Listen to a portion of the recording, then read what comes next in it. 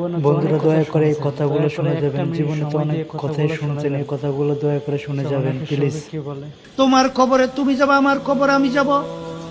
তোমার কবরের প্রশ্নের উত্তর তুমি দিবে, আমার কবরের প্রশ্নের উত্তর আমি দেব।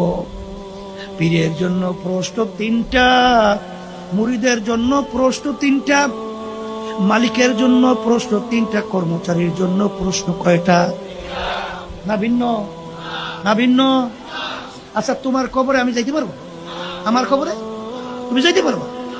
তাহলে তোমার কবরের উত্তর তুমি, আমার কবরের উত্তর আমি।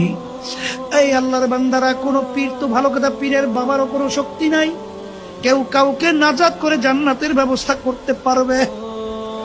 যদি পারতো, আল্লাহ রাসূল সাল্লাল্লাহু আলাইহি ওয়াসাল্লামের চেয়ে বড় পীর ওলি গাউস কুতুব দুনিয়াতে কেউ আসেও নাই, আসবেও না। আসছে? আল্লাহর হাবিব দুনিয়ায় থাকা অবস্থায় তার কলিজার টুকরার সন্তান ফাতেমা রাদিয়াল্লাহু তাআলা আনহা তাকে ইঙ্গিত করে বলছিলেন, ইয়া ফাতিমা তু আনতি